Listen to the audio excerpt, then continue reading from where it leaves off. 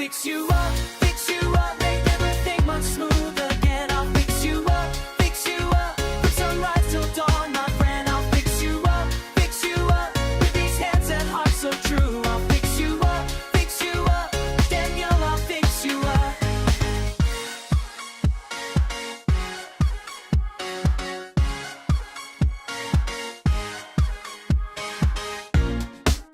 The connections might be tangled, the power source has lost its spark, but every wire tells a story, and I can mend what's torn apart. From sunrise till dawn, I'll be here waiting. From sunrise till dawn, I'll never stop. I'll fix you up, make everything run smooth again. I'll fix you up, from sunrise till dawn, my friend. I'll fix you up, with these hands and hearts so true. I'll fix you up, Daniel, I'll fix you up. When the current isn't flowing, when the signals disappear, I'll be here with tools and patience, make the static crystal clear. Every cable, every circuit, every problem that you bring, I'll restore what time has broken, make the whole world sing. So don't you worry about tomorrow, don't you stress about today.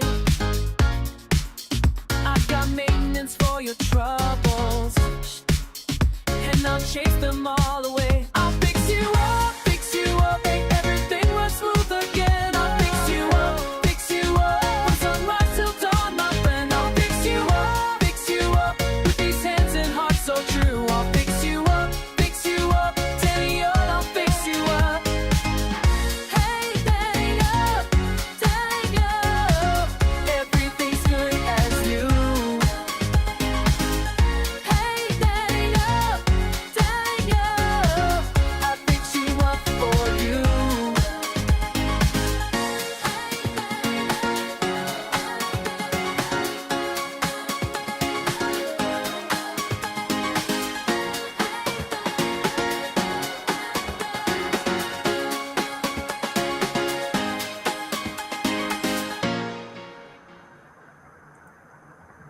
Welcome to the show. I am your gracious host, Daniel, and today is one of my favorite, most laid-back judges, Judge Jeffrey Middleton of Centerville, Michigan.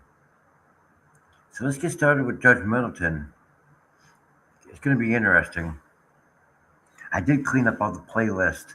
I did clean up his playlist, and everything I have now is current, so there won't be any old stuff. Let's get started.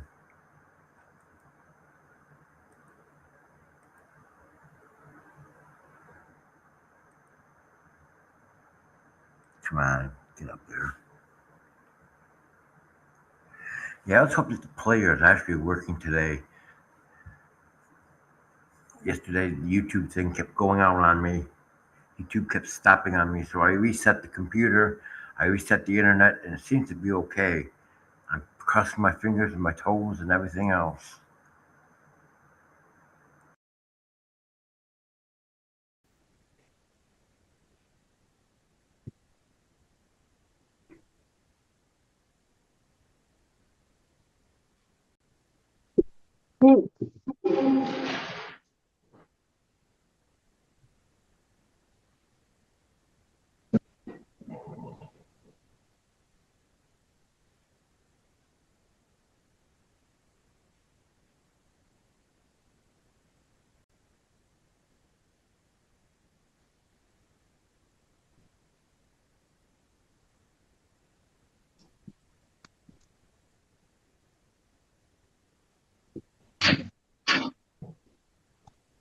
Sorry, I don't move too fast.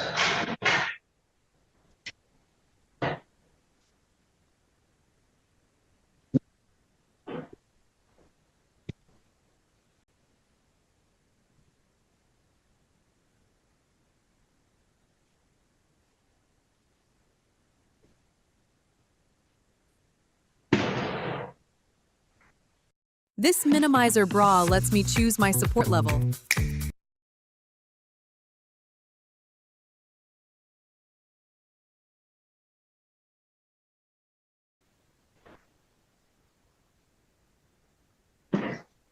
Good morning, everyone. Good morning, Ms. Owen. Good morning. A crowd has gathered on your behalf. Mr. Keith Stickley is here from the Public Defender's Office. Mr. Daniel Frazan, your probation officer, is here. Prosecutor Angelique Canfield is here, and we've also got someone from the victim advocate team at the prosecutor's office. You got arrested last night on two separate files, 2522002 FY. That's a technical probation violation, and I am the judge supervising your probation. You also got arrested in 252597 for a violation of bond conditions and a charge of domestic assault. Judge Pattison is handling that case, and I agreed that I would do both of these bench warrant arraignments this morning. In 252203, you were charged with assault with a dangerous weapon. It was reduced to a misdemeanor charge of domestic assault. You entered a plea and you were placed on probation. Your original attorney in that case was Casey Strong. Your probation officer, as I indicated, Daniel Frazan, is here. In the second case, you were arrested again for domestic assault in December. Attorney Luke Knopfsinger was appointed to represent you. It was set for a jury trial in February. I'm not sure what happened. Anyway, then it was set for March 1st, and I'm not sure what happened, but there was not a plea and there was not a jury trial. I understand you got picked up last night in contact with Gregory Owens, who you're not supposed to have any contact with. There's also alleged to be multiple violations of your probation, including no alcohol, no other assaultive behavior. Mr. Frazan, could you join us, please?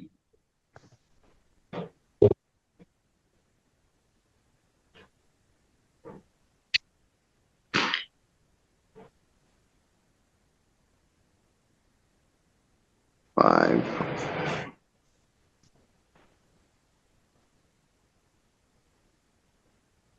Daniel, your screen is frozen. I don't know if you can join us.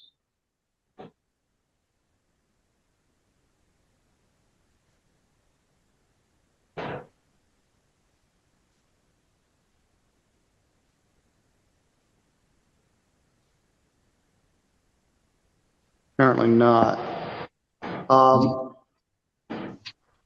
Where did you get arrested last night? Three Rivers? My neighbor's house. In Three Rivers? Yes.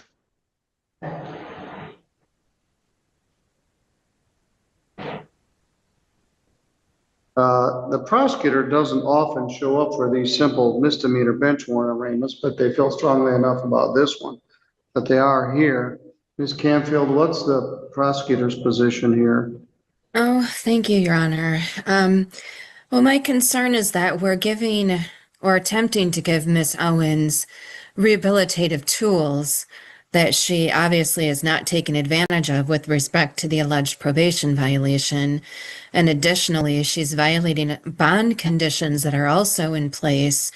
And this involved not only an admission of consuming alcohol again, but an alleged threat to another individual in the presence of the agent. So this is really concerning behavior.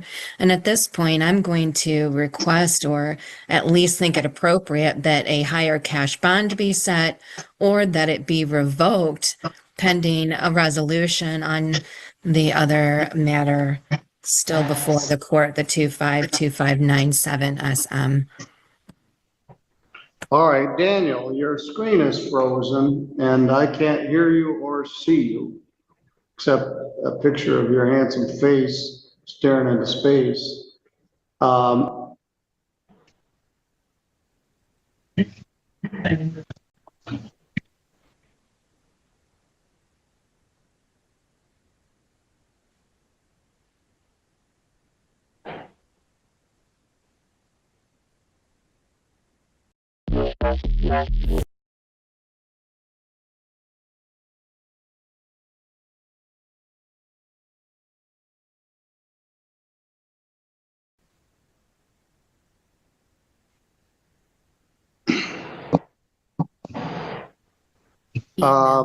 I can darn email it. him. Let's see if I can get.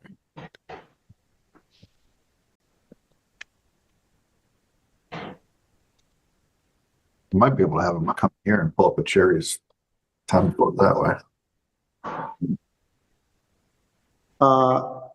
Yeah, Daniel's frozen. I need his input and I can't see him.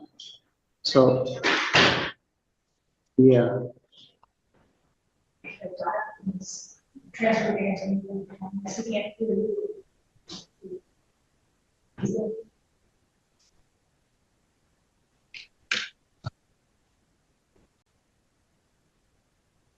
Yes.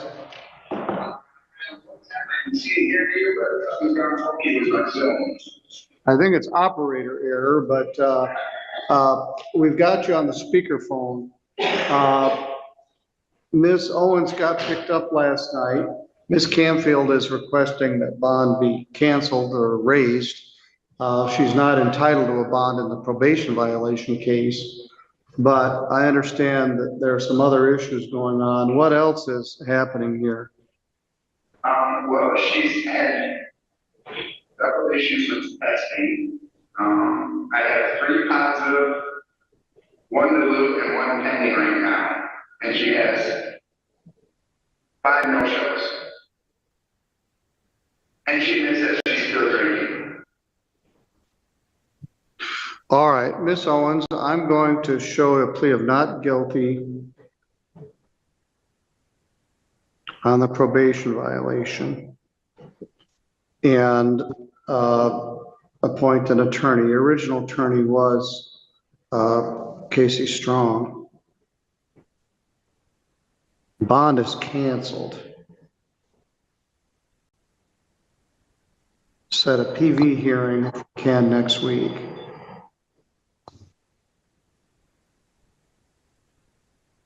In the other case, the one in which you're on bond,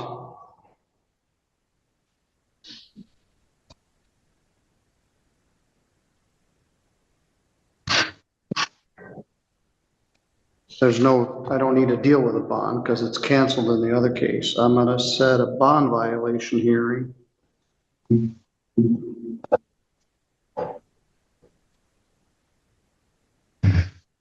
With attorney Luke Knopfsinger.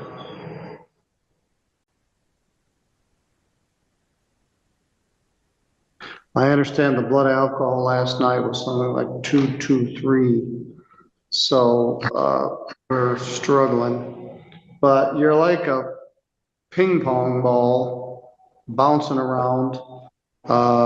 You're not in treatment very well. You're not testing. You're still drinking. You're violating your no contact provisions and allegations.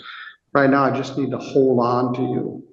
So I'm setting both of these for a hearing, probation violation with Daniel. Now, Ms. Canfield, did I also understand there may be another assault charge pending? I'm going to look and see. Well, can I ask for what? Why would I have another assault charge? I don't know. Someone said something to me that may have been another charge pending, so maybe I'm mistaken. I'm looking, Your Honor.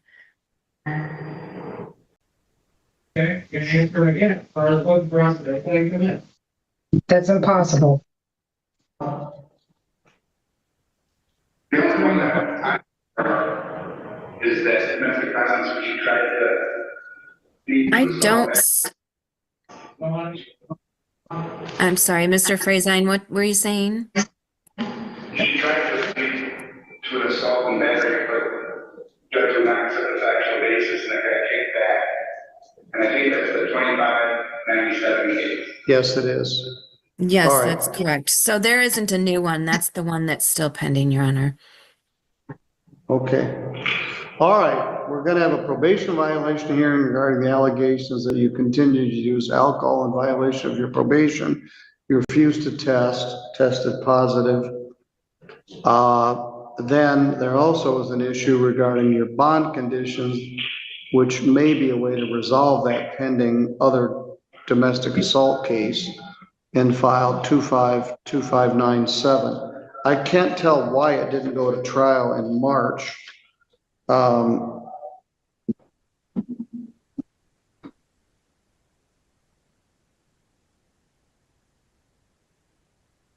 I don't know.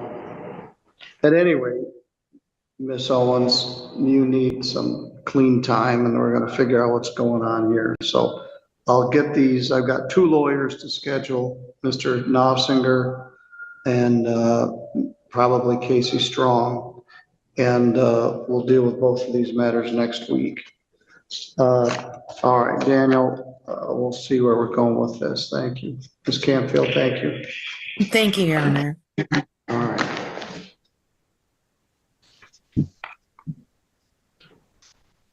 All right, you're good to go. Daniel, I'm not sure what's up, but I'll hang up on you. All right, now this next guy, Mr. McNett, I'm gonna forward to you the email I got from Tiffany. Tiffany.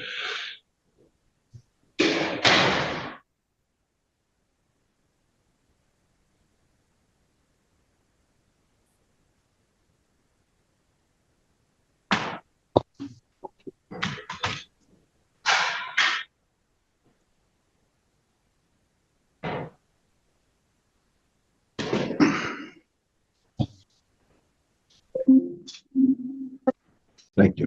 Got it.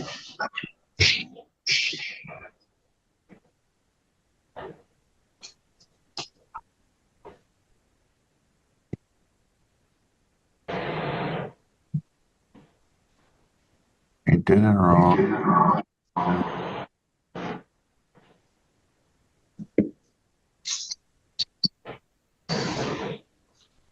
Good morning, sir. Are you Kevin Lee James McNett? Yes, Your Honor.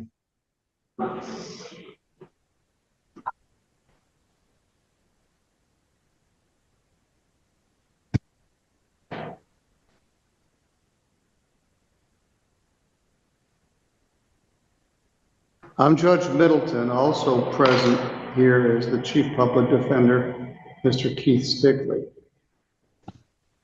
You got arrested here this morning at the courthouse on a bench warrant.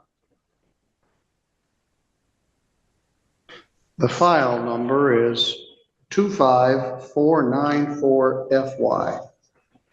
In that matter, you were charged with possession of methamphetamine. Now let's take a look at it. Let's see if they put this in my queue.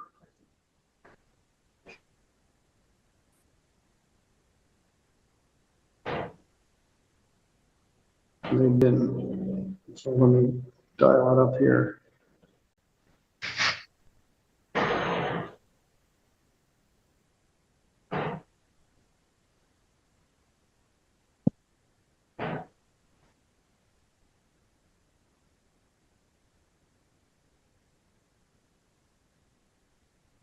This all just sort of came in on the fly. I was in the middle of landlord-tenant cases and you come rolling in 10 days late. I apologize, Your Honor.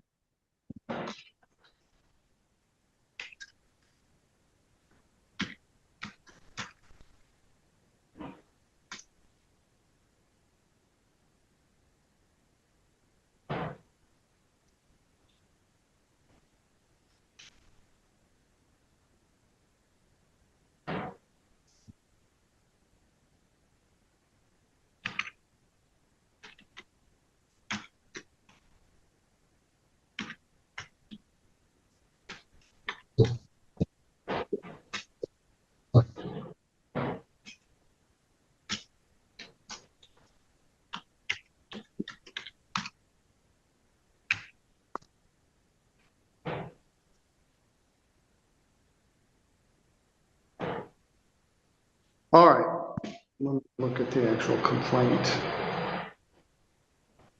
As I said, I didn't get much of a chance to prep this. It was just handed to me while I was in here on the bench. The charge alleged that on or about January 27th of 2026, that you did possess methamphetamine as a second or subsequent offense as a fourth habitual offender, making that theoretically punishable by up to life imprisonment.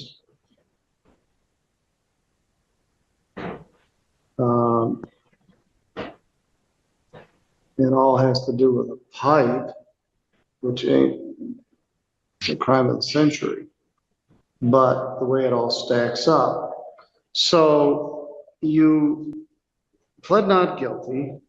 You posted a bond of $7,500 with the bonding company. And you posted that in April. They set a pre-exam conference for May 5th. And you failed to appear. I did an immediate bench warrant. You have $1,330 with unpaid fine and costs. As far as I can tell, you never made contact with pretrial services, at least as of May 5th, and you didn't show up. So you called 2 days later, and they were supposed to be working on a bench warrant. He said you could come in tomorrow morning as warrant may be entered by noon. And Judge Middleton could choose to recall the warrant. I was gone for 2 days. And so apparently you said you would come in tomorrow morning, which is today. So somebody made arrangements for you to come present yourself, and I wanted an immediate bench warrant. I also contacted Community Corrections, and they indicate as of yesterday, Friday, you contacted Community Corrections. There should have been a bench warrant for your arrest, but it got held up by staff. And then you come rolling in. So when we were here last Tuesday, I was here, Mr. Bush was here. We had 31 cases. You, at that point, had not made contact with Mr. Bush and had not made contact with Community Corrections. Then you call 2 days after the day you're supposed to be here and say, hey, I missed court. So then I didn't realize staff actually told you to come in here this morning till I just read the pleadings. So have you contacted Mr. Bush? I called him yesterday. I didn't realize I'd missed my court date until yesterday, and I have been contacting the MDOC every day that they've told me to. Well, you started that on Friday. Oh, let me look at that. Maybe I got my days mixed up because this Caesar said Because of the you did check him with his May 1st. All right, so you did. So why didn't you show up for your court hearing? I have a lot going on at home. My mom's got stage 4 cancer. I've had my pivotal appointments and work, and it slipped my mind. Didn't realize it was so soon. That's my mom started chemo. All right, so you hadn't called your lawyer as of last Tuesday, but you have called him since? I called my lawyer yesterday. It was the first time I called him. I've never had to contact my attorney first. They always meet me at my first court date. That's not how it works. We give you instructions to call your lawyer. It's a pain in the neck when you show up when there's 31 cases pending and say, hey, I want to talk to my lawyer. Plus you got $30 worth of unpaid fines and costs. Where are you working? Precision wire.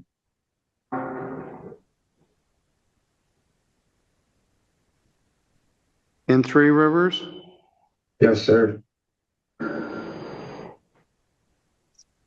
Are you living in the trailer park? Yes, sir. You can walk to work from there. I do. How long have you been at Precision Wire? This will be my 4th week.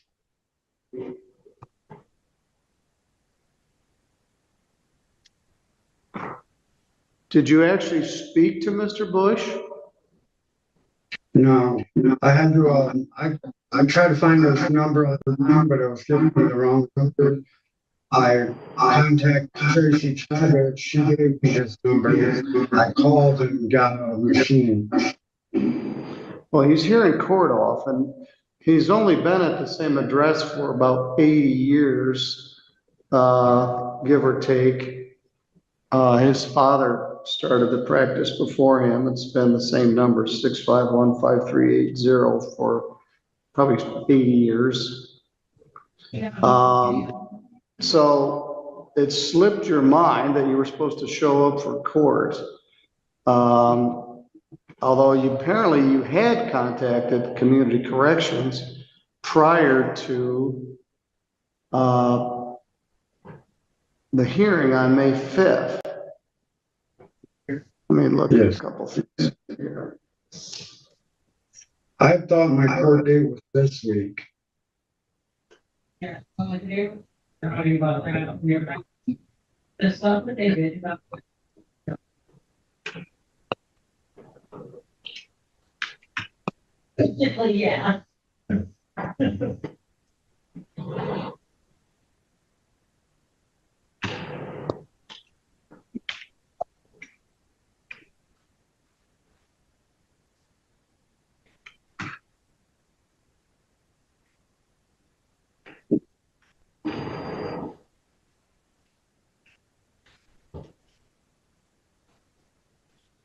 And it just makes my skin crawl when people say, I thought I'd wait and talk to my lawyer at my first hearing.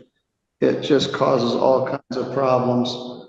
As I said, there were 31 cases that day. And I go, well, here I am, ready to talk about my case. That's not how it works. Every single case for next Tuesday is Attorney Truckee. Laura, any luck with Precision Wire? What's that? We're checking with Precision Wire to see whether they actually work there or not. Okay. What do you have to say to that? I was gonna say I have a check stub in my wallet, but I left my wallet in the car. Okay.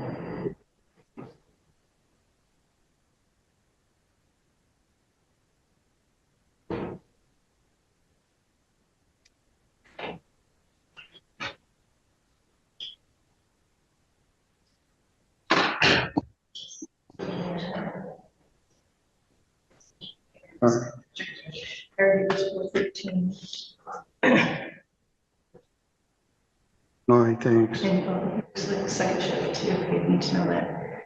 And talk to Mark a little bit. Oh, he's hard to get a hold of. Cause what? Oh. All right. Mr. Stickley, have any input here? Your Honor, it sounds like maybe we got off to a rough start. I think he is trying to comply. It's the only input that I would have at this time. I'm sure the gentleman would prefer not being in jail. If he is with Community Corrections, it looks like he started checking in. Maybe we could try a redo and see how he does. That's what I would have. All right. The easiest thing to do would be just let you sit in jail. You are working at Precision Wire. You're within walking distance of your house. Did you have to take a urine test to get hired at Precision Wire? No. But I drug test with parole. I'm on parole. You're still on parole? Yes, sir. Gee, I didn't know that. Who's your PO? Tracy Chavez.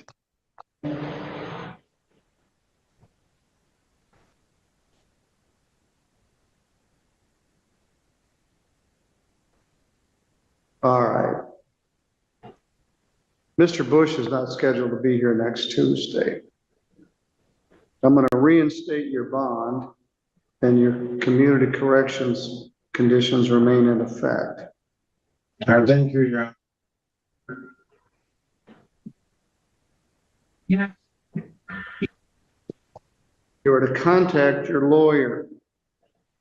Yes, sir. If you don't, I'm going to cancel your bond at the time of the pre-exam. If you show up on May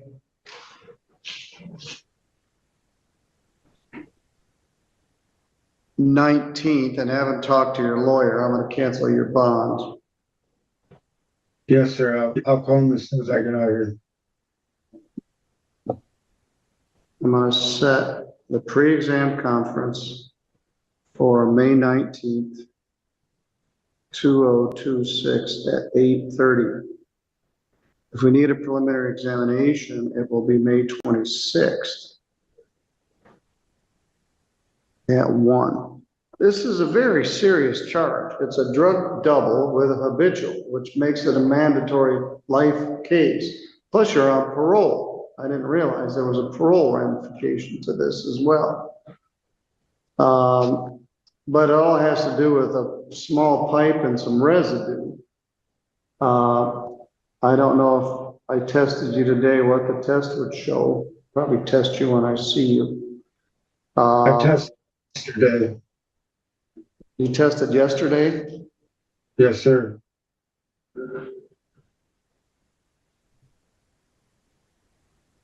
You've been around long enough that it don't just slip your mind that you're supposed to show up for court. This is a huge pain in the neck for us. Sir, it was a complete mistake. All right, so you're to be here after you talk to your lawyer on May 19th at 8:30.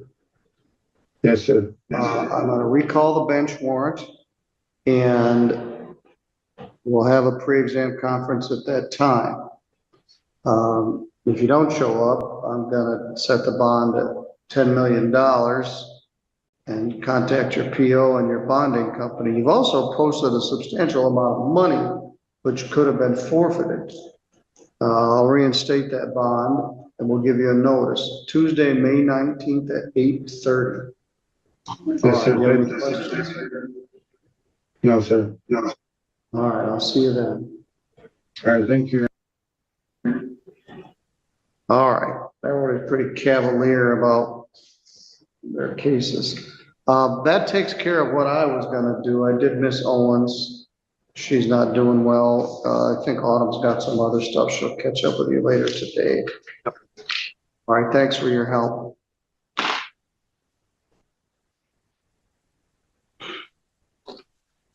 All right, we worked through those wrinkly cases.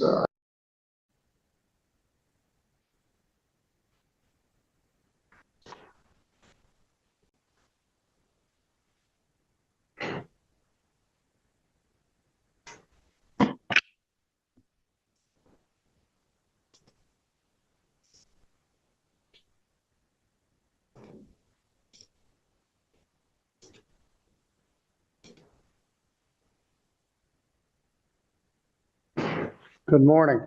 Today is Monday, the 11th of May. We started out with a bit of a rocky start like we often do. We had some technical sound problems.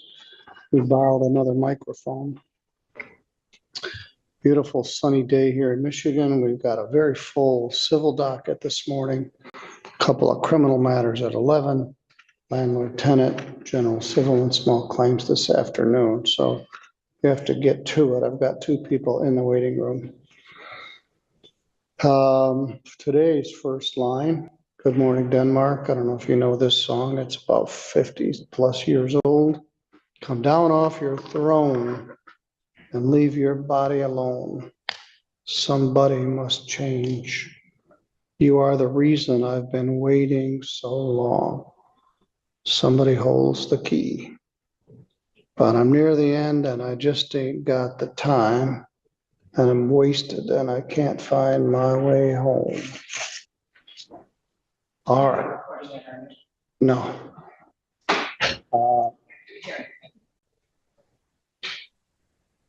Well, thank you. All right, I got people in the waiting room. I gotta get to business, so I'll have time to discuss things in a bit.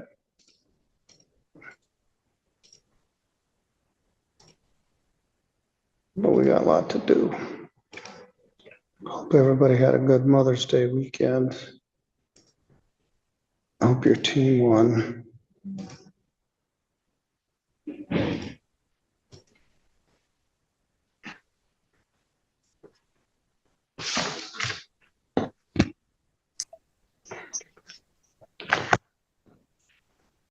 Good morning once again. I apologize for the delay.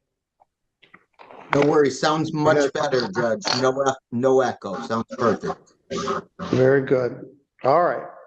This is Cavalry SPV versus Tracy Cole. File number is 251530GC. Attorney Jeffrey Werber is here for the plaintiff, and Tracy Cole is here on her own behalf. Ms. Cole, can you hear me? Yes, sir. Yes, Your Honor.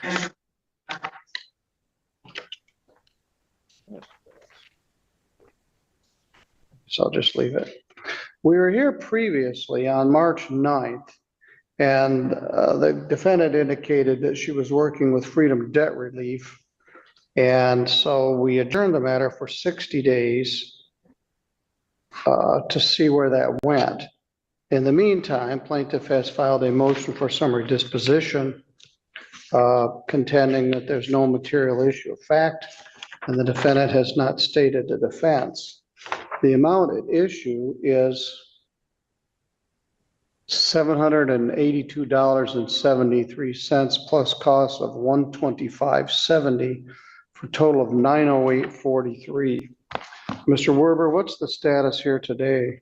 So good news, Your Honor. We're halfway there.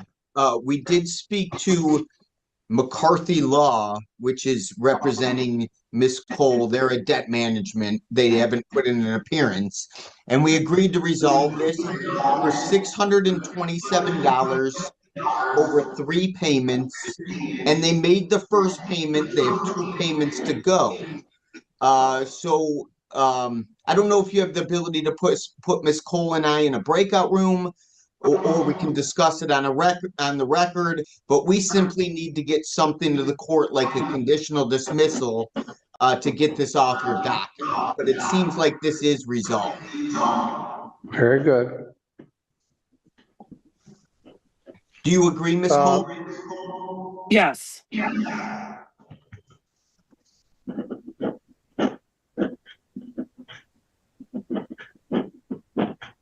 And really, I just need Ms. Cole's email address. I can email her a conditional dismissal. She can sign it, email it back to me, and we can get it to the court and be all set.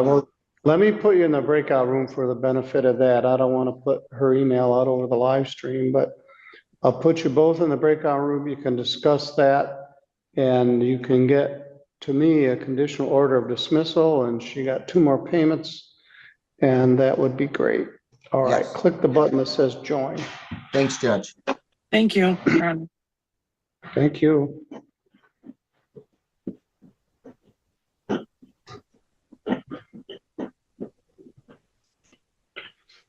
We had an 8:30, 8:45, 9, 8:45 settled. We have a 9, a 9:15, 9:30, 9:45, and 10.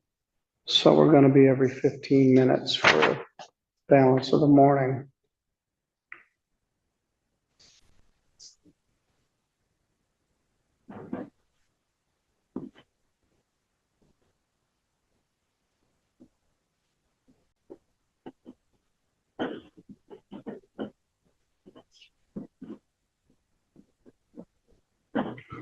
Good morning to Denmark. I don't know what time it is there. As I said, we had a bit of a rocky start with some sound problems. But Mr. Werber says it's working. Now I'm using one of the party microphones.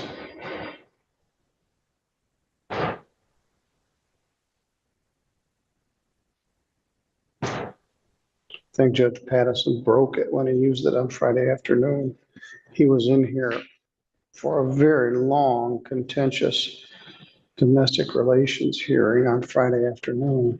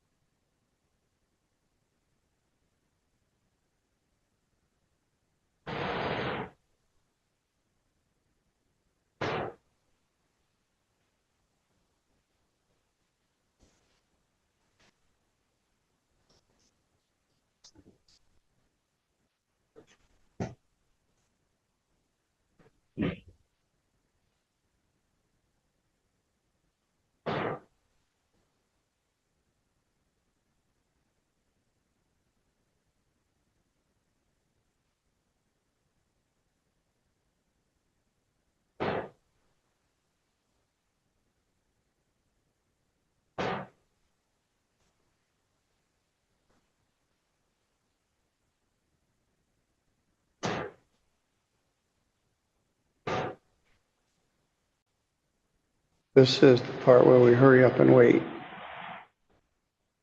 But we've got time. Our next case isn't until 9.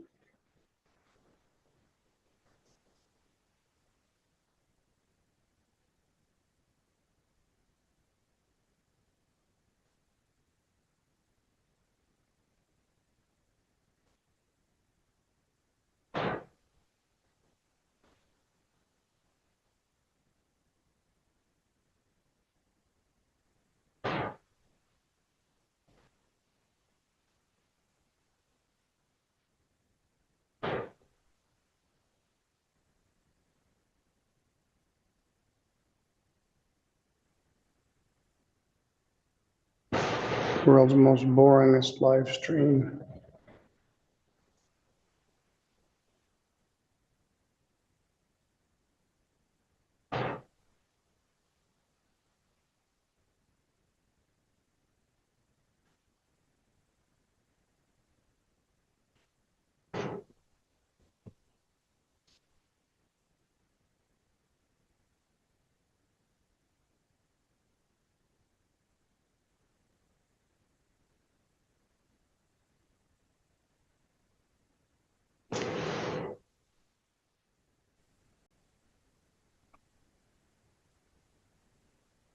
All right, the parties are back. Mr. Werber, what's our status here? Thanks for the opportunity to go in the breakout room, Your Honor.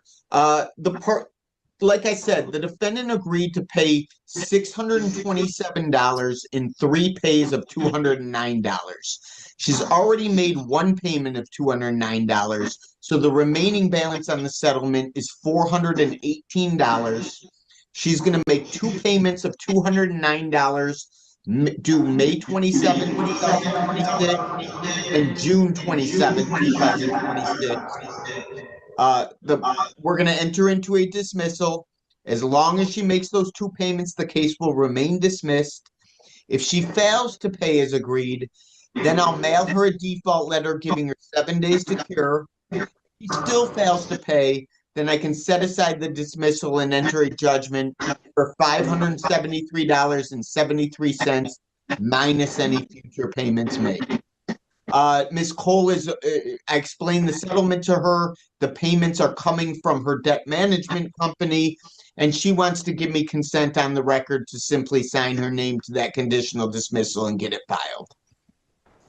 Is that agreeable with you, Ms. Cole? Yes, Your Honor. It looks like a reasonable settlement of this. Anybody threaten you to get you to agree to these terms? No, Your Honor. And you reached this voluntarily? Yes, Your Honor. And you have no objection to Mr. Werber signing your name to the conditional order of dismissal, and he'll submit that to the court by email and I'll sign it. Is that agreeable with you? Yes, Your Honor. All right, Mr. Werber, you've got the email address. I'll give it to you again. It's 3bcivil@stjosephcountymi.gov.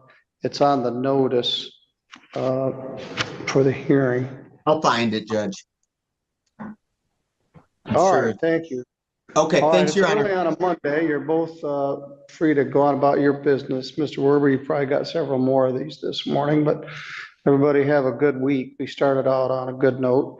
Yes, we did. Thanks, Your Honor. You have a good week as well. Ms. Cole, thank you, and we're all set. Thank you. Have a good week. You too. On Friday, everybody wished me a good weekend. Now it's Monday, everybody's wishing me a good week. Let's hope for the best. All right, our next matter is 13 minutes away. I can't find my way home.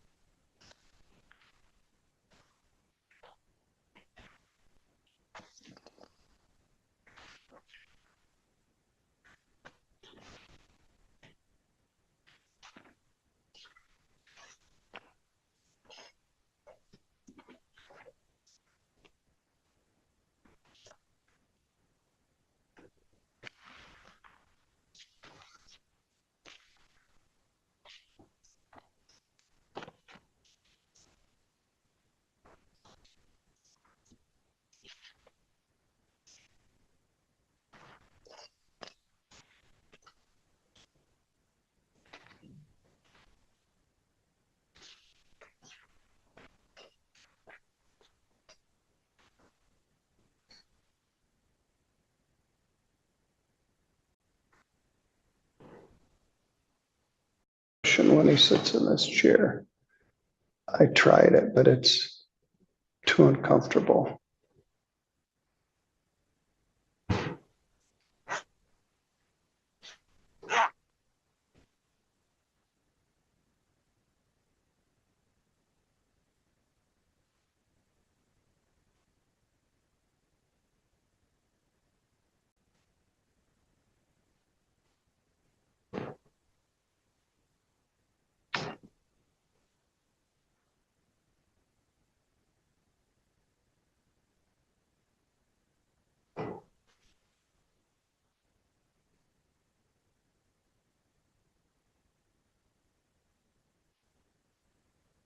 As I indicated, after these, they're 15 minutes apart.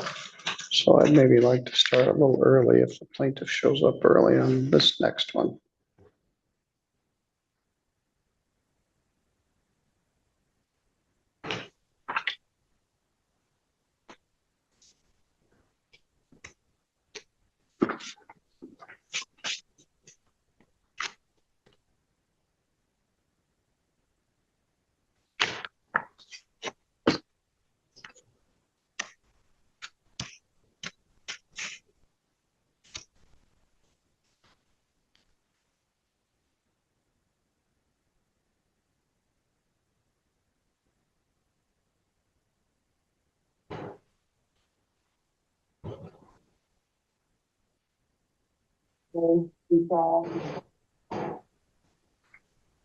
Good morning. Well, good morning. Yeah. Soon as plaintiff checks in, I'll click you back in, but right now we're in the wait mode. Oh boy, excuse me.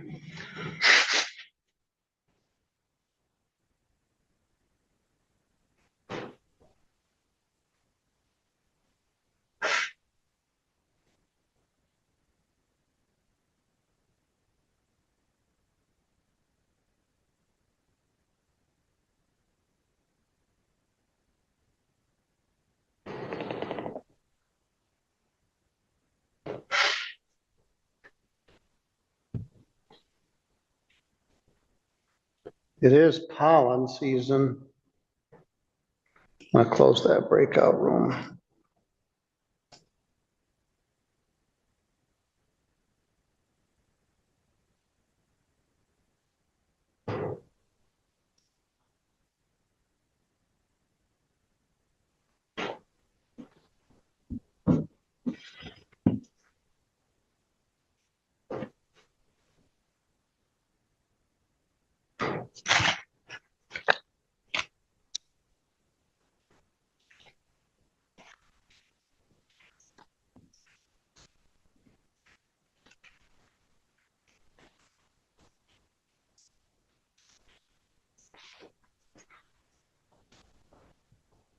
I feel another sneeze coming on.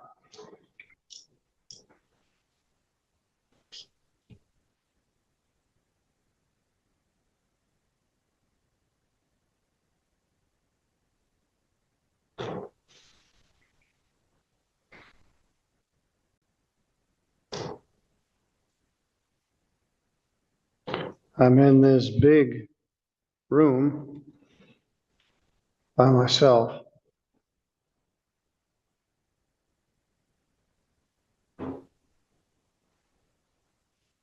Which is all right.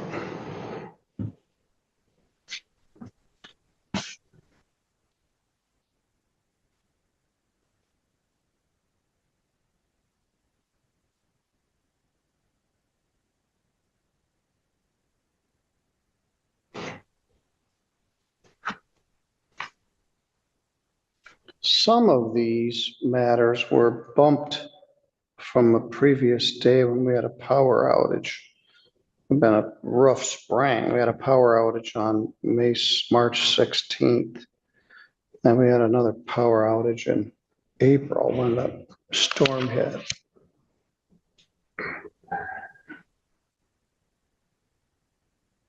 It takes several weeks to work through it.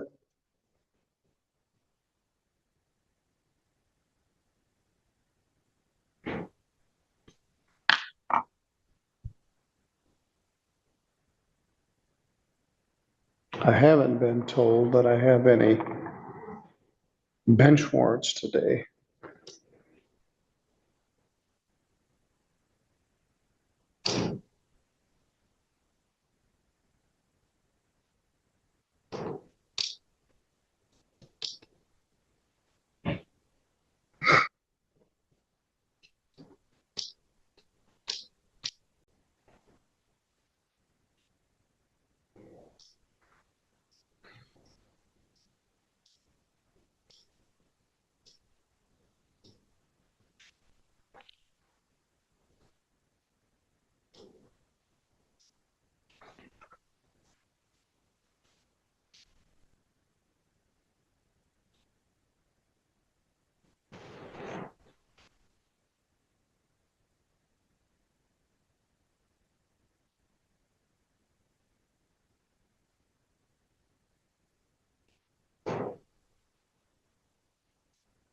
This courtroom has windows in it, which I never had in my other courtroom. I couldn't see outside. We also didn't get any noise from outside. The rear windows look over the roof of the court building, which is not much of a view. But the other windows look out onto Clinton Street where the post office is, and I can see the trees and the breeze. Problem is we can also hear when they're mowing or chainsawing or something out there, but it is nice to have natural light in here. There are 1, 2, 3, 4, 6, 9 windows in here. Theoretically, I could even open the windows.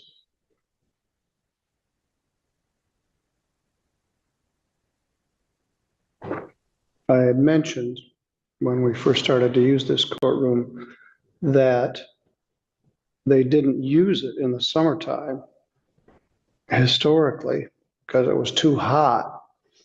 There was no air conditioning. And in 1899, when it was first opened, I'm not even sure they had electricity in here. The 1842 courthouse did not have electricity, but 1899, not sure when electricity came to Centerville. They did have a dam and a power plant. At any rate, they never had air conditioning in here. And up until it was closed down in the 70s. So they would try to avoid court hearings in the summertime, although it seems like they could have used the mornings. Anyway, they didn't hold jury trials in the summer, I know that. Now it's air conditioned and heated, and there are some other issues, but air conditioning isn't one of them. Well, I have the defense attorney in the waiting room. I don't have the plaintiff counsel.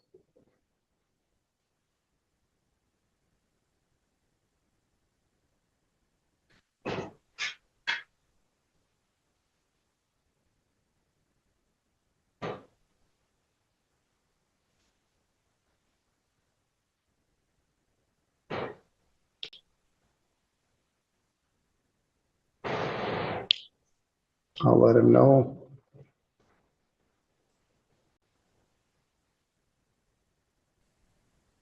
Oh, Your Honor, Yes, sir. is opposing counsel there in person or? No one is here at all yet, in person or via Zoom. I want to do a breakout room, but they have contract counsel, so he may have other cases, commonly they're there. Yes, But if so. possible, be in a breakout room, you may have a settlement possibility. All right, I had hoped so. There's not a lot of money at stake here, $1,300. If they show up, I will put you in a breakout room, so don't go away. I'm just sitting I'm not here. going anywhere. I don't know if you've been here since we transitioned to this courtroom. This is the historic courtroom at the historic court building in Centerville. Wow. We are not able to use the courts building because it's being rebuilt, at least on the inside. They're demolishing the inside of it and redoing it, modernize it with security and plumbing and electrical. And so Okay. we're out of our office for almost 2 years, perhaps. Wow. So we're making do with this space. And it's a privilege to be in here, but there are some drawbacks.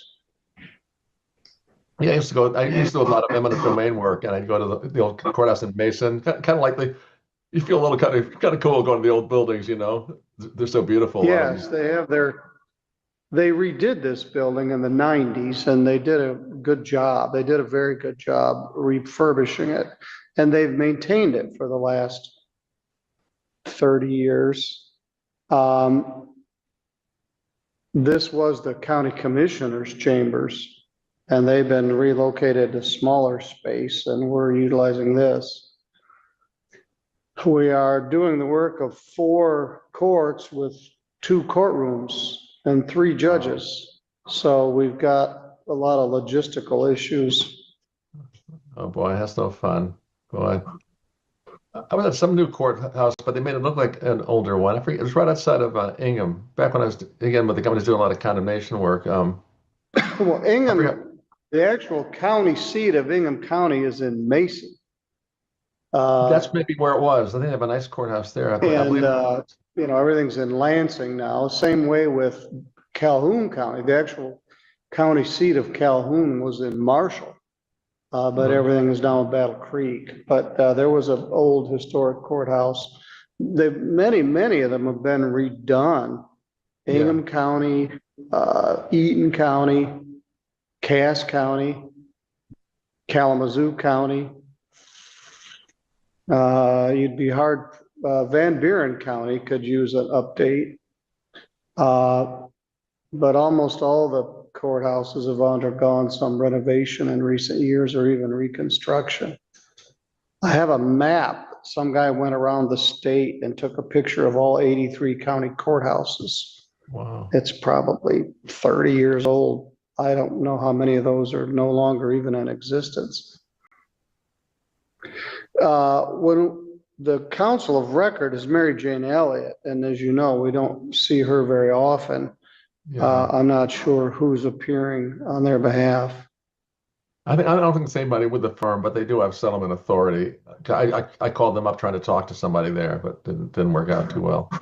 All right. So, well, I understand if we can't break out in any way, or if you can't call me by a cell, I guess we'll go ahead with a motion. I know it's not a lot of money, but most of the clients I have, they work in conjunction with a debt relief company, and they have a lot more debts than that. Yes, I always assume that if you're involved, there's more going on than just this one case. Oh yeah. All right. Well, I'll put you in the waiting room. Let's see. I'll wait a few minutes, see if anybody shows up. Oops.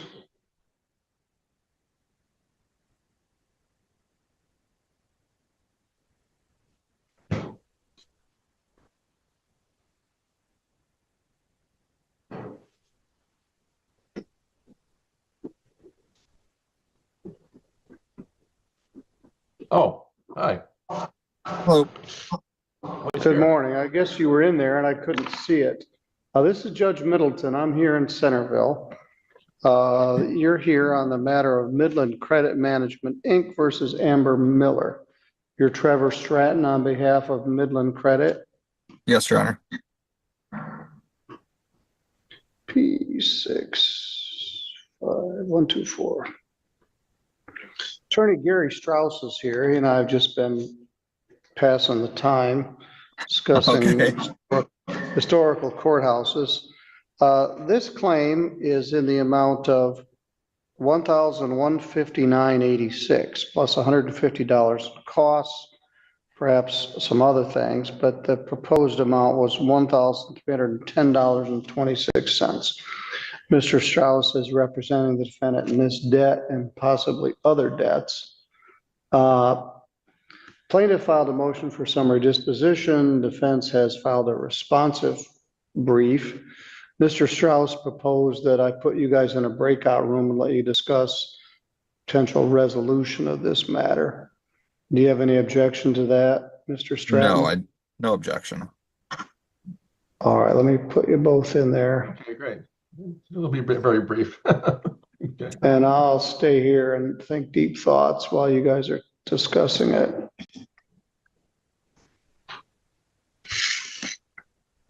Oh, join.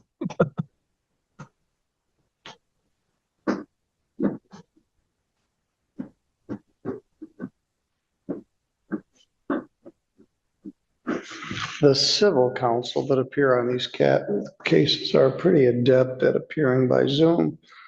They utilize the breakout room often. And so we have to be adept enough to set it up. And it certainly changed the practice of civil law in these kinds of cases. We're able to do this in 15 minutes by meeting remotely.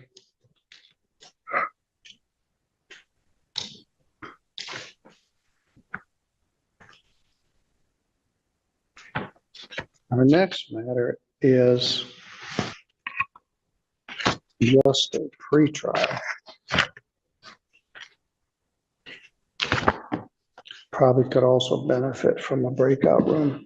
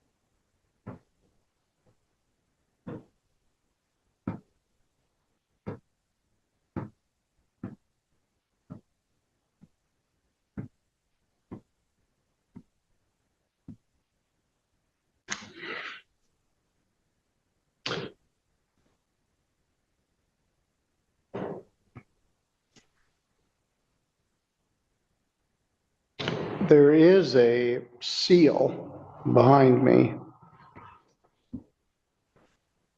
Great seal of the state of Michigan, but it's at the top of the ceiling in this large, high ceilinged room. The ceiling's probably 20 or 25 feet high, so you can't see it. You see this stenciled wall behind me, and it's kind of at an odd angle. I'm not completely centered, but that's the way it is.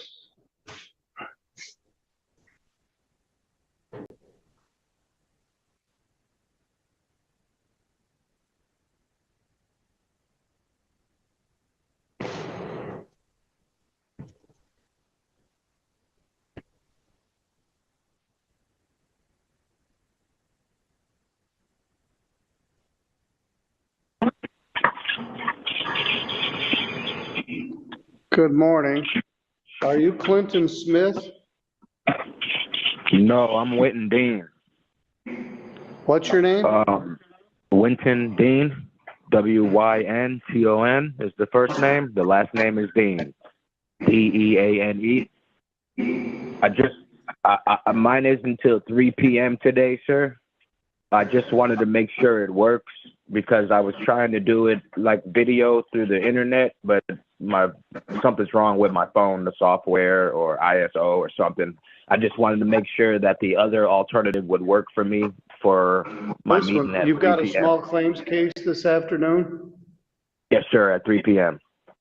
All right. Well, if we can't get it to work, this is adequate. It's not ideal, but we can make it work. So if you come back at 3, either by Zoom or by this, we'll address your business at that time. All right. Thank you, sir. Thank you. All right. Thank you, sir. You have a good day. Thank you. I'm working on it. All right. All right. Well, he's not.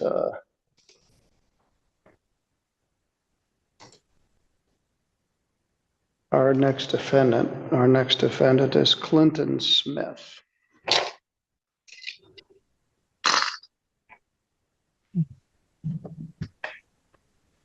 All right, we return from breakout. Attorney Gary Strauss for the defendant, Attorney Trevor Stratton for the plaintiff in the case of Midland Credit versus Amber Miller.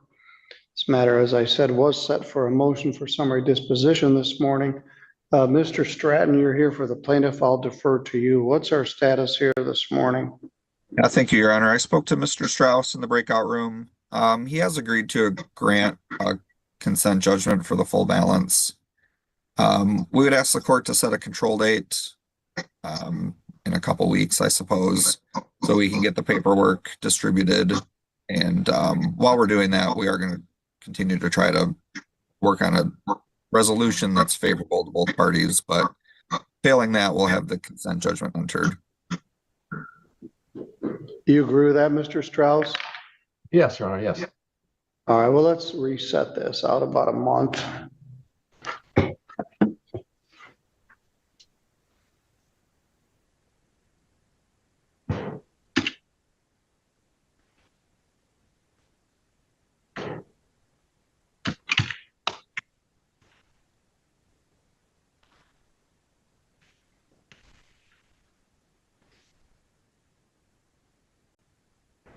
How about June 22nd at 9:45 a.m.? It's fine by me. That's fine. I'll put in here, expect settlement.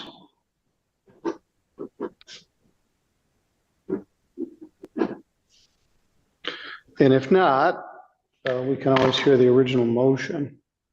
But I will continue this for summary disposition.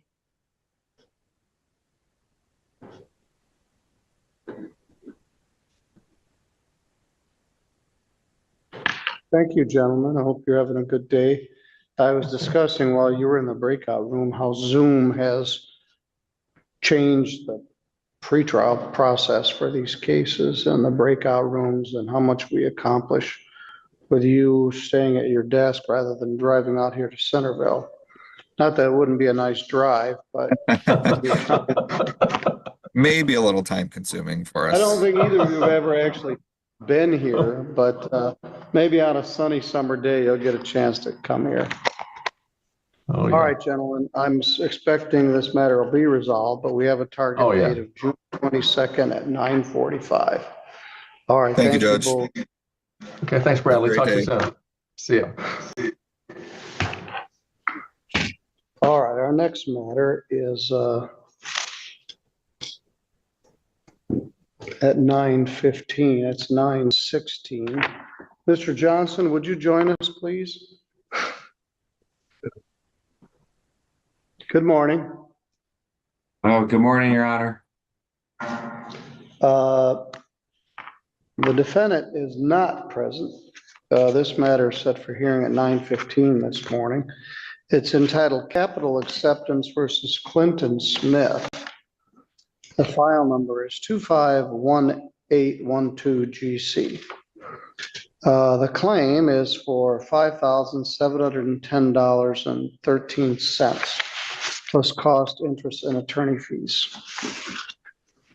Once the lawsuit was served on the defendant, he filed a brief letter, which we accepted as an answer. I'll just read it. To whom it may concern,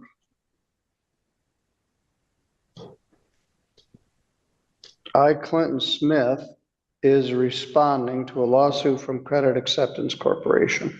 I would like to make payment arrangements from a single father to try to settle this case with no further damage is taken. Thank you, Clinton. Sent from my iPhone. Have you had any contact with this defendant? We have, Your Honor. We've tried working out some type of payment arrangement.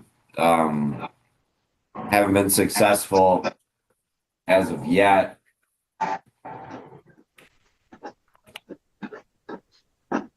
Let's see.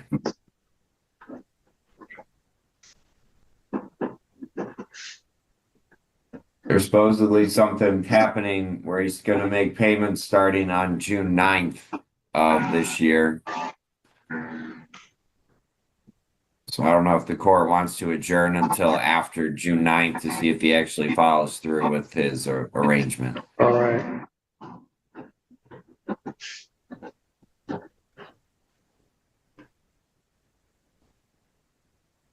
He may misunderstand. He may think it is already resolved, which is why he isn't here. So why don't we continue this to June 22nd at 9:45. Make it 9:50. I think the other case continue to June 22, 2026 at 9:50 to see if defendant begins payment plan.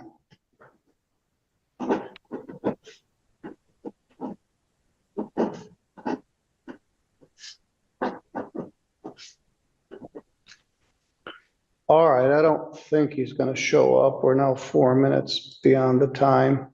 He's not in the waiting room. We'll continue it to see if he starts to make his first payment, and in which case we could do a conditional order of dismissal or some other pleading to resolve the case. All right, Mr. Johnson, we'll see what happens. We'll kick it down about 40 days and see where we are. Okay, very good. Yeah, I'm here till 10, I guess, so. Oh, you got my next case, Kriegstead. That one is a little more going on there. Right. All right, I'll put you in the waiting room. I'm gonna take these files out and bring you back in, see where she is. Unless I need to get a drink. All right.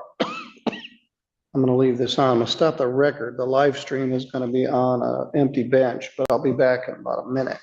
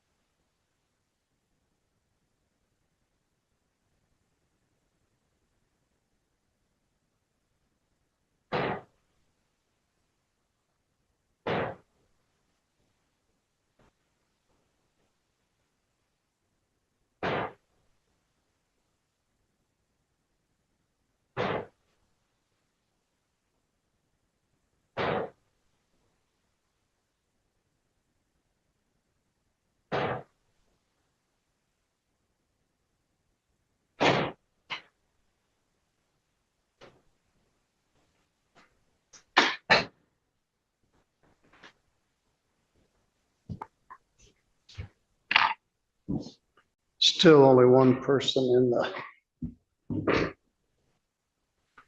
meeting room.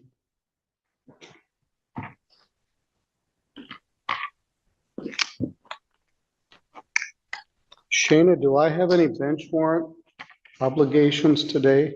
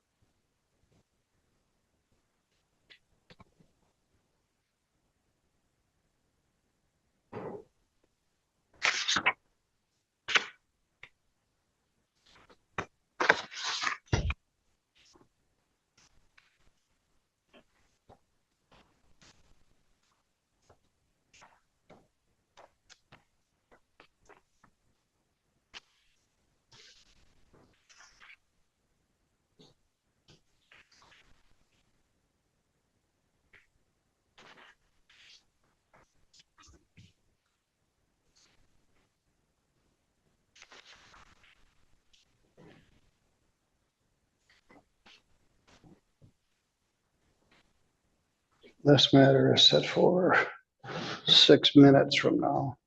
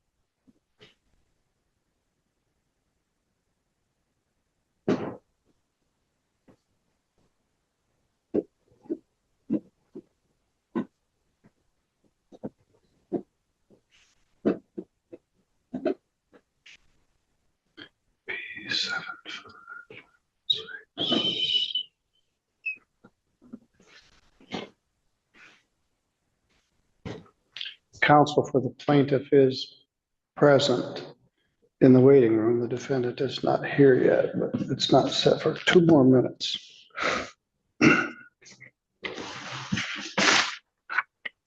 We have a 9:45 and a 10. Then we'll take a break while we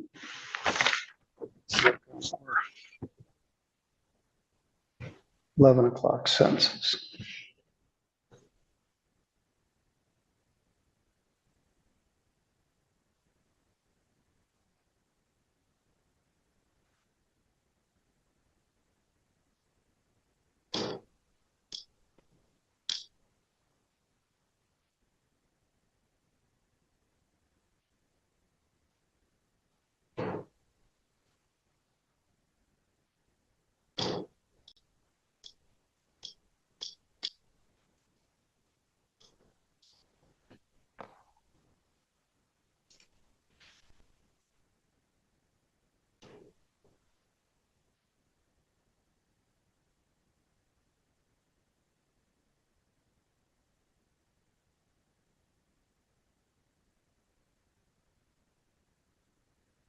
Good morning once again. Did I miss anything while we were gone? Apparently not.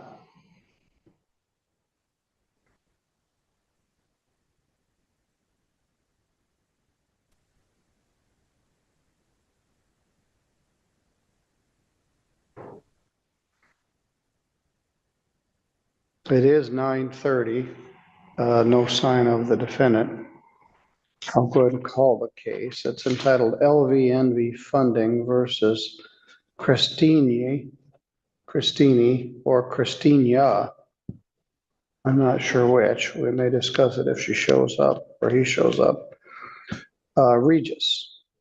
The file number is 252266GC. Attorney Bradley Johnson is here for the plaintiff from the Lloyd McDaniel Law Firm. This is a claim for $5,882.60 plus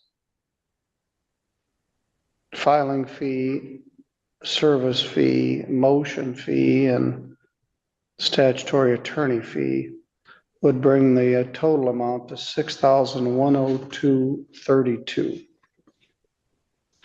Plaintiff filed the lawsuit, served it upon the defendant, and the defendant filed a written letter, which we accepted as an answer.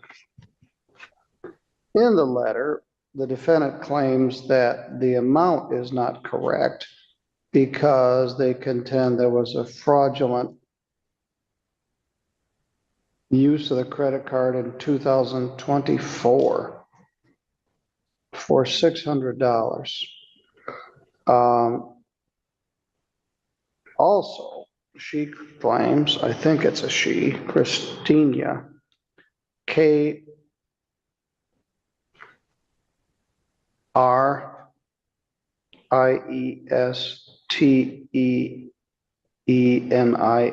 is how she spells her name.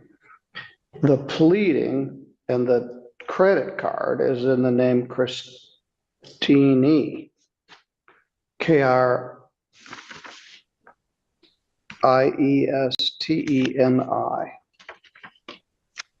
At any rate, that was where the billings were sent to that name, the billings were sent to that address, including perhaps any fraudulent charges that may have been made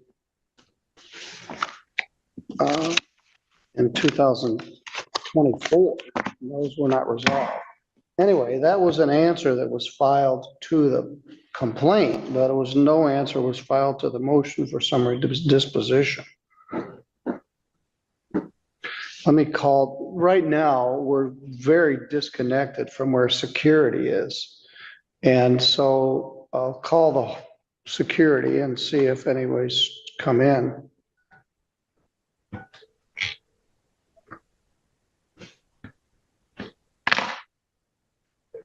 Hello, I'm looking for Christina Regis for civil court. All right, thank you. Is not checked in.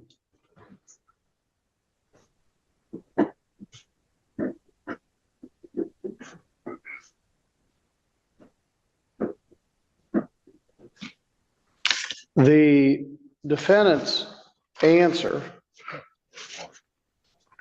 as I indicated, was not an answer to the motion for summary disposition. Now she's not here to even address it, and this matter was set. There was a power outage, and that was regrettable. She was here that day. I've been waiting to log in.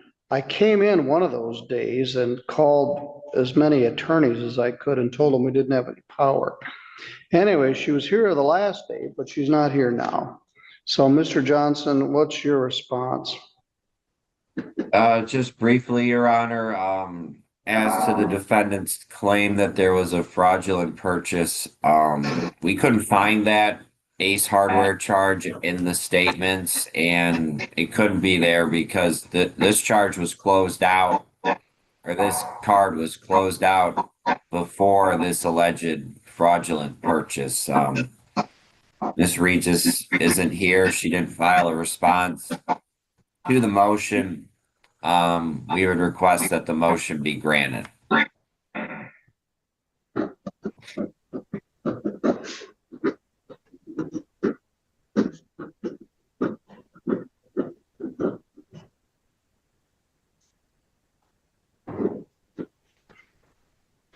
I will grant it. In the amount of $6,102.32, principal balance 5882.60, $5,882.60. That includes a filing fee of $75, a service fee of $49.72, a motion fee of $20, and the attorney fee of $75. I do appreciate you providing a copy of that order. Thank you, Your Honor.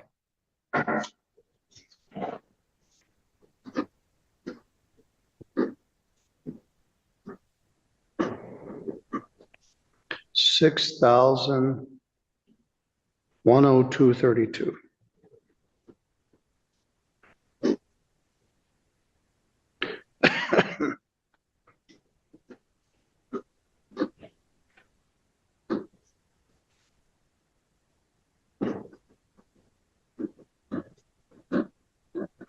I am surprised that the defendant is not here in light of the fact they were here before.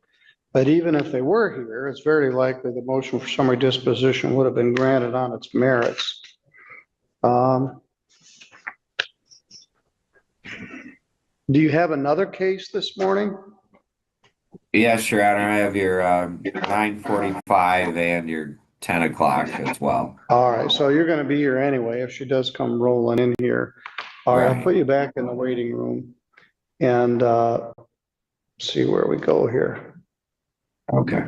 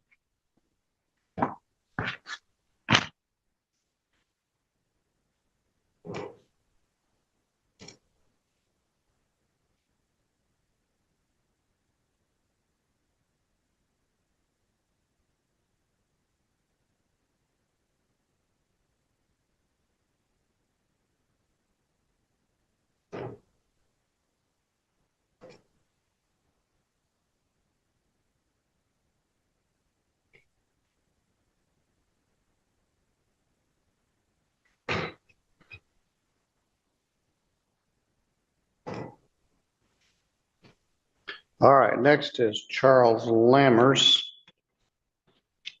And that is at 9:45.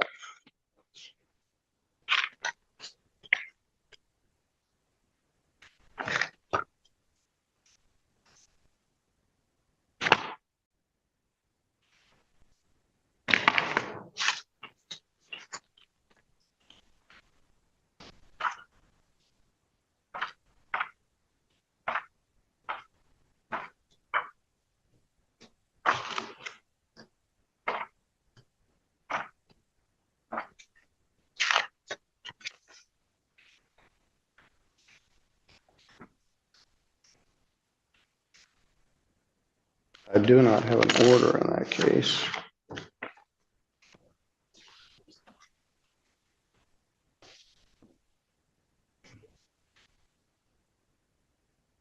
So we'll sit here for 6 minutes, see if anybody comes in.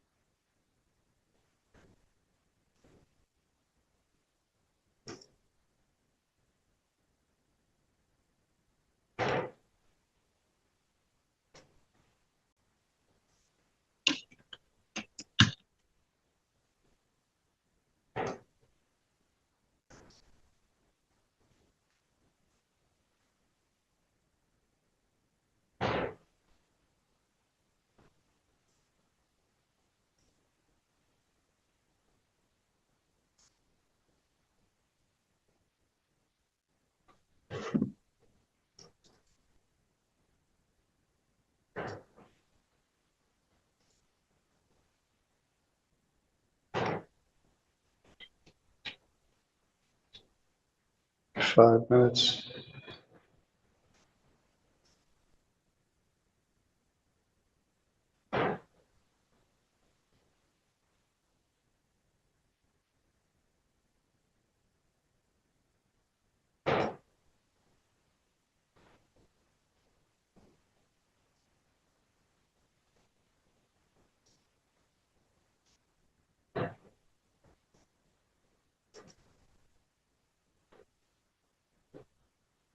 It looks like the defendant is here, so I'll click into that and finish this.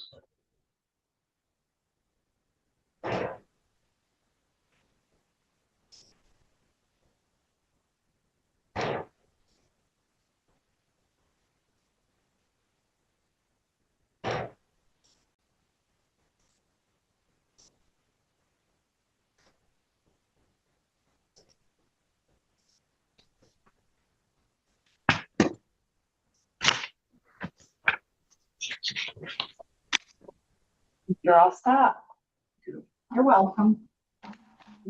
Good morning, sir. Are you Charles Lammers? Yes. Welcome. The reason you're in the conference room is not because I'm unwilling to have you here in the courtroom, but I can facilitate a breakout room if we need to, where you can speak privately with Attorney Bradley Johnson. Who's that? I don't know how to talk to somebody. Yeah.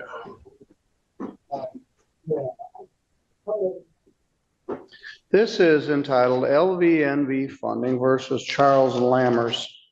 The claim is for $2,202.30 plus cost, interest, and attorney fees.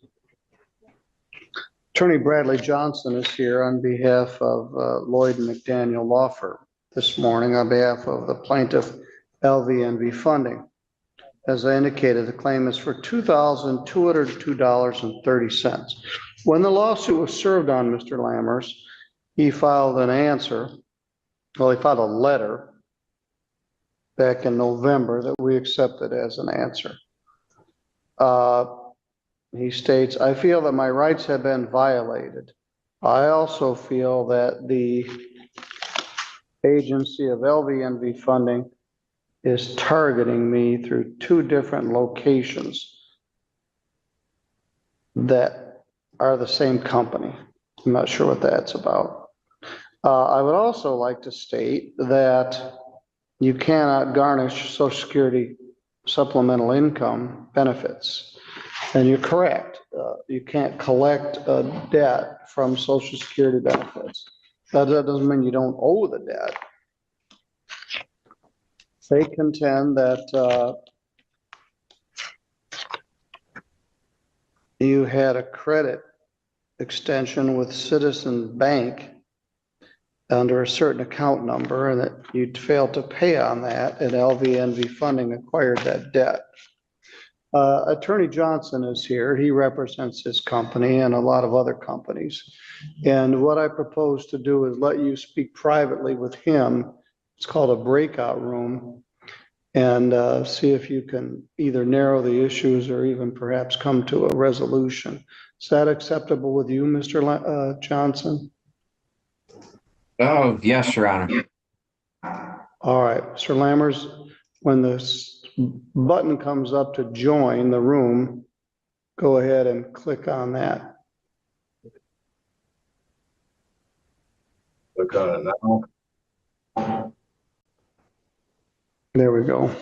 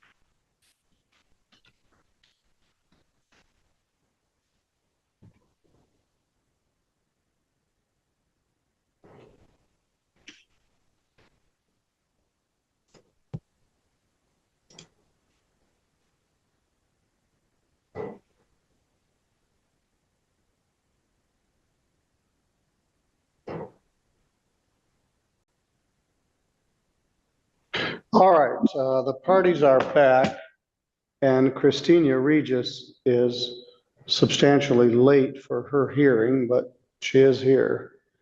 And we'll address that here in a minute. But Mr. Johnson and Mr. Lammers have had an opportunity to discuss this case, which is 25141843 GC. What's the status here? Your Honor, I had a good conversation. We weren't able to really get anywhere.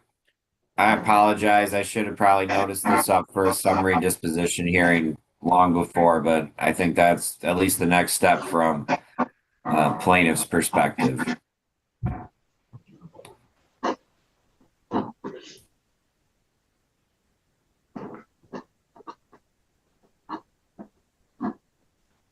All right, Mr. Lammers, this was just a pretrial conference.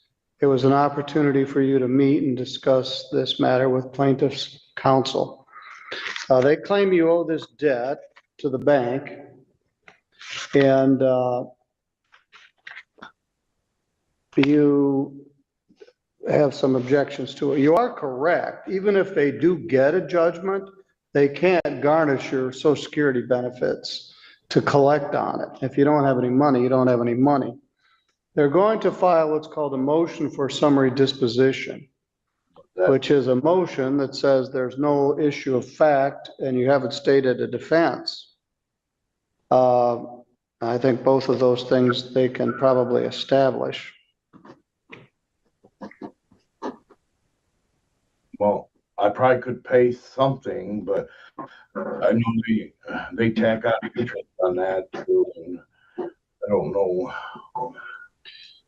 All right, well, right now we will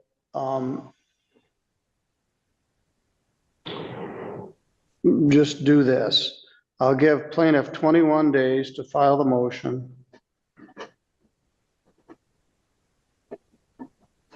Defendant has 21 days to respond.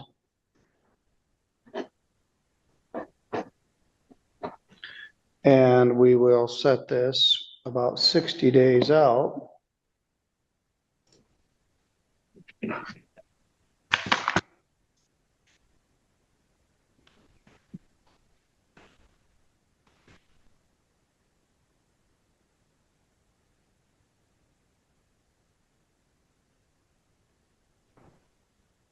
For Monday, July 6th at 9 a.m.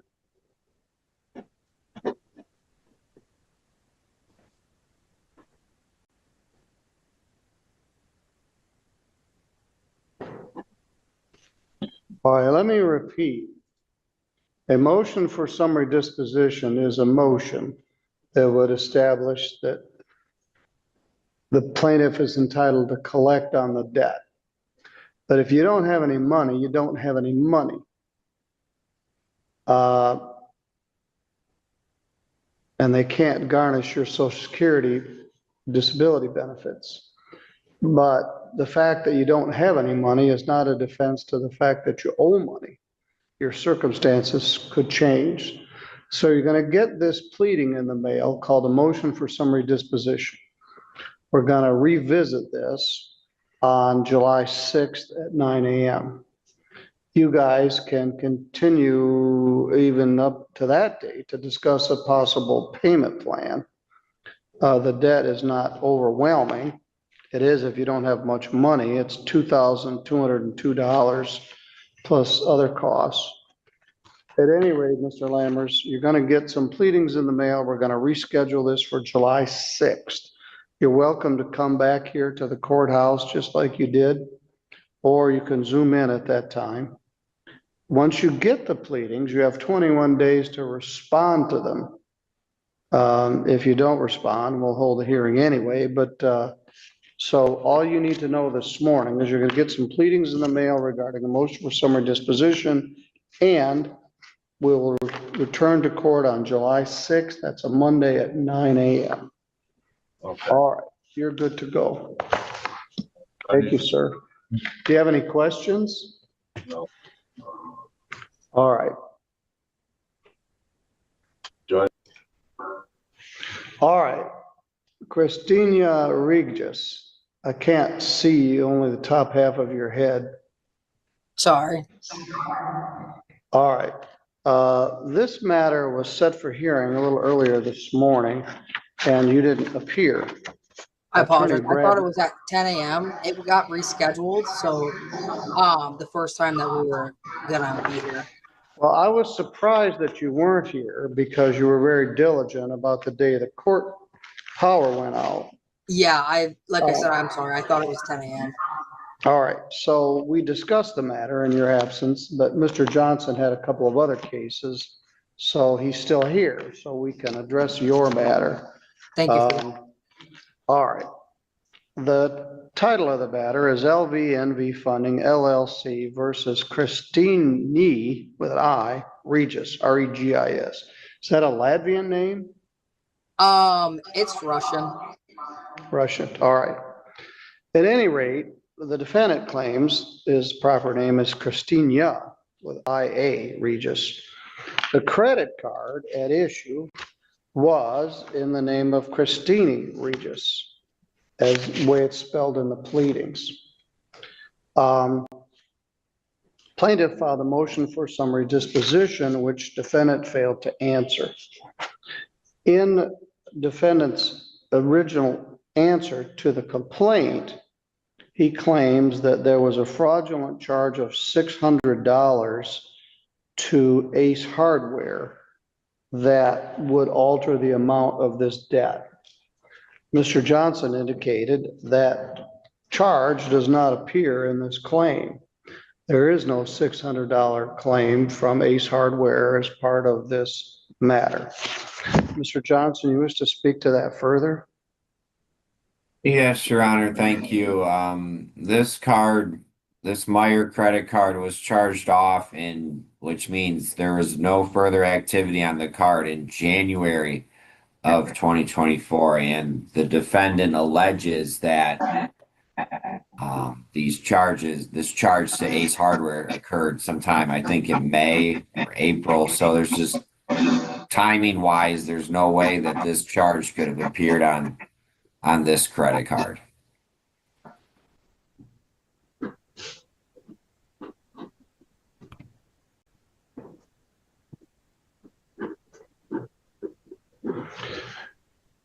Mr. Regis, you did not respond to the motion for summary disposition, but they filed a brief which explains what it is.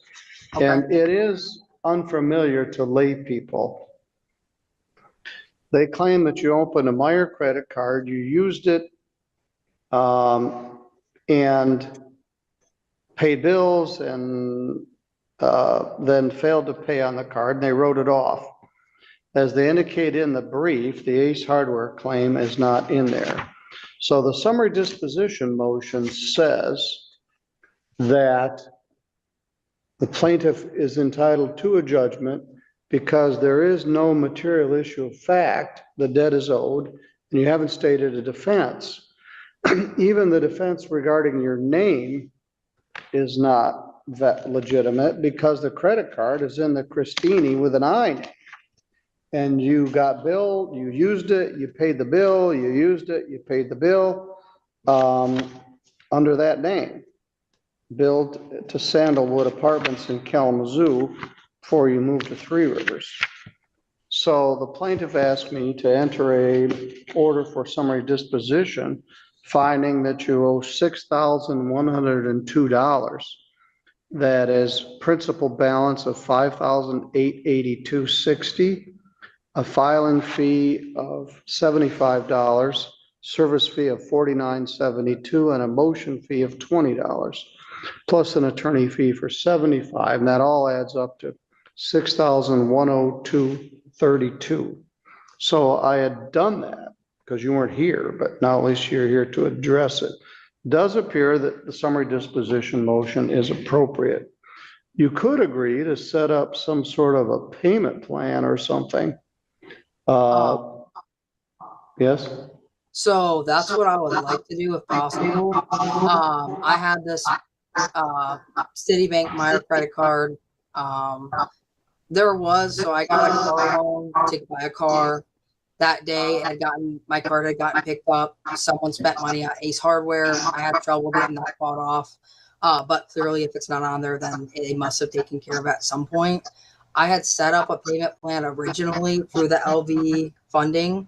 However, my mom had metastatic breast cancer. She had gotten re-diagnosed, and I've got a couple younger siblings. I got a 13-year-old and a 16-year-old brother and sister. So through this process, I was dealing with that. My mom passed away January 8th this year. So I've got everything set aside now, and I can work towards paying that for sure if they're willing to set up a payment plan. All right, well, let me put you in a breakout room.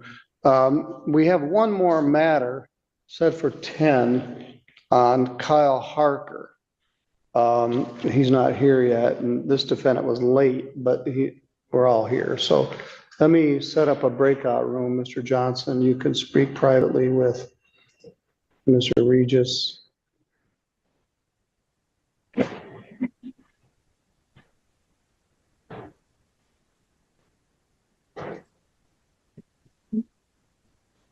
You should be able to just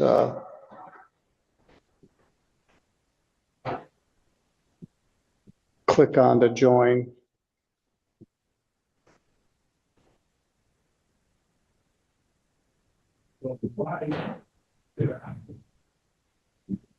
Can you join it? Not yet.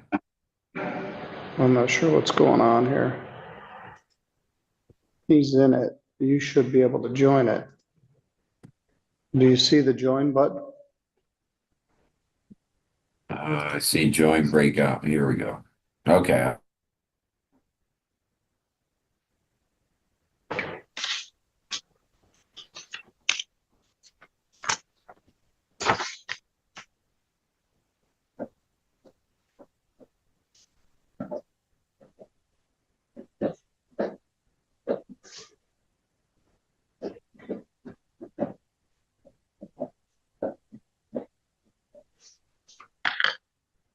Well, I'd hope to be done at 10, but this guy's jammed up the works a little bit.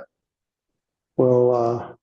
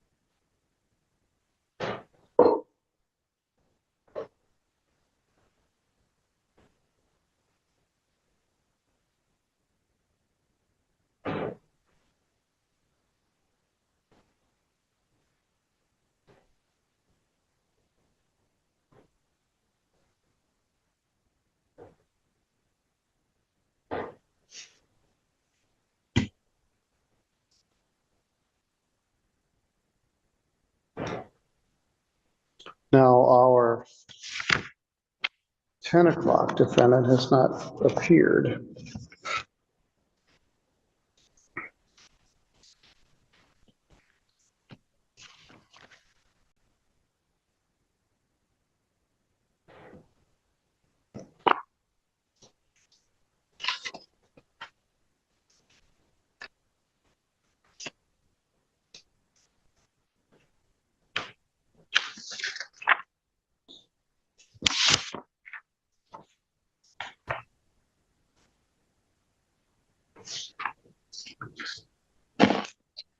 All right, the parties are back from a brief sojourn in the breakout room. Mr. Johnson, what's the status here? Your Honor, we agreed for an installment payment order to enter at $100 a week beginning May 27th of this year, and then every week thereafter. I can submit that order under the 7-day rule if the court would prefer that. All right.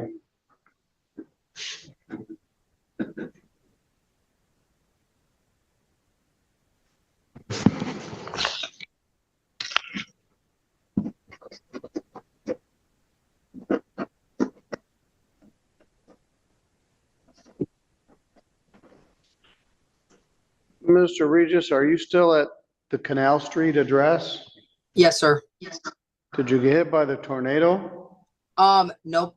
We by a street, we missed it. We lost some siding and a little bit of roof, but that's it. Nothing major compared to everyone else. All right. Well, anyway, you agree to pay this debt of $6,102.32 at $100 per week. That's pretty good. Starting May 27th. Yep. That gives me 2 weeks to get it set up and get everything taken care of, and I can commit to that. All right, very good. He's going to submit an order, what's known as under the 7-day rule. You will get it.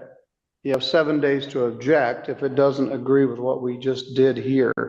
Okay. That means if the number's in the wrong place and it says you owe 60,000 rather than 6,000, you have 7 days to object. Hopefully we would catch it if there was a mistake like that. But the terms of it, you agree to pay $6,102.32 at $100 per week starting May 27th. Plaintiff will submit new order under 7-day rule. All right, I'm sorry you were late, but I'm glad you did come. I understand because there was some confusion. I guess that makes up for the half an hour you waited for us on the day the power was out. Fortunately, Mr. Johnson was still scheduled to be here, so we're able to just come right back to it. Yeah, All right, I'll await that order. And if you have any questions, you can contact Mr. Johnson at his Okay, office. thank you both so much. All right, thank you. Thank you. All right, we have one more. As long as you got sent to Centerville, I guess it's a good thing we could take care of a lot of things. Our next matter is LVNV funding versus Kyle Harker. This was also set for a previous day, but a power outage, which is kind of why today is so dense. He's not here.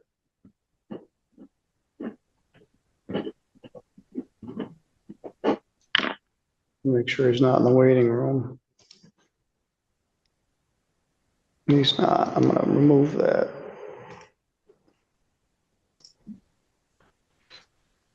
This is a claim for $1,446.54 plus cost, interest, and attorney fees. The file number is 251894GC LVNV funding versus Kyle Harker. Mr. Johnson, have you had any contact with Mr. Harker? Not with him directly. He has been working with the debt settlement company, and they have been making payments. It's unclear why we don't have a consent judgment on this one, to be honest. So I don't know if the court wants to graciously give us that June 22nd date, maybe at 10:10 or whenever, to see if we can get that before the hearing. All right, I will continue this to June 22nd.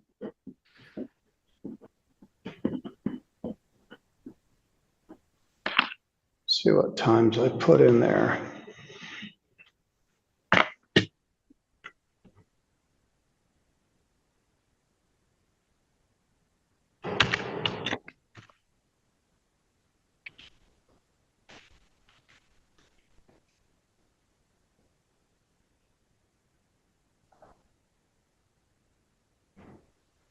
I'll set it for 10 o'clock. Okay. And expect a settlement order. Okay. How many payments has he made? He's paid a total of like $700. So yeah, it's pretty All right, well, substantial. that's pretty good on a $1,400 debt. All right, well, we'll kick the can down the road along with a couple others for June 22nd. Okay. Probably be a nice day. And I appreciate your patience and being with us this morning, and that resolves everything that you had for me and I had for you. So I'll see you next time. All right.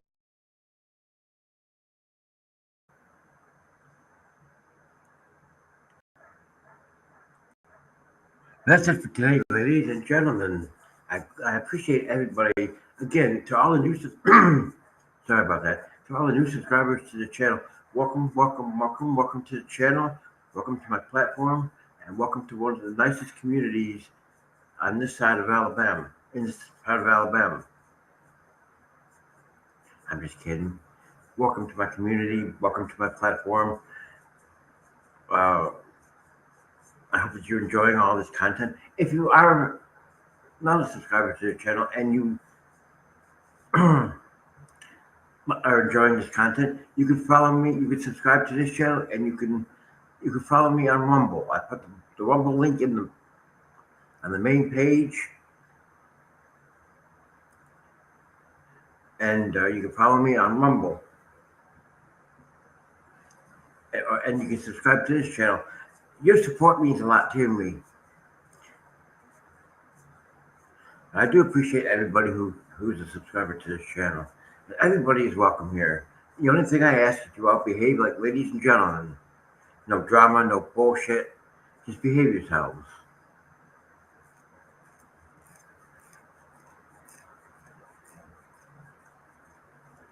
Well, like I said, that's it for today, ladies and gentlemen. Ta-ta and ciao-ciao. I will see you on the next video. You all have a wonderful, wonderful evening. And I'll see you guys tomorrow.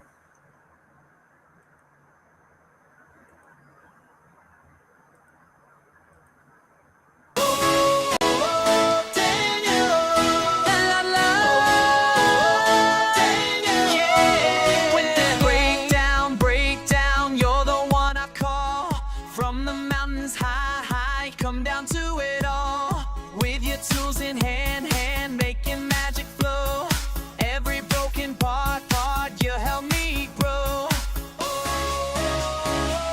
You fix it all, fix it all. You fix it all. Daniel, you make it right. Daniel, everything's right. When I'm falling apart, you put me back together. Daniel, you make it better. From the wires tangled up to the broken dreams, you know how to man all my scattered seams. With your steady hands, you refill my heart. Every piece that's lost gets a brand new start. You fix it all, fix it all. You fix it all. Daniel, you make it right. Daniel, everything's bright. When I'm falling apart, you put me back together. Daniel, you make it better. Fix it, Daniel. Fix it, Daniel. Fix it, Daniel. Make it right when the world shuts down, and I can't see clear. You're my solid ground, always drawing near. Never give up on this heart of mine. Put it back together every single time.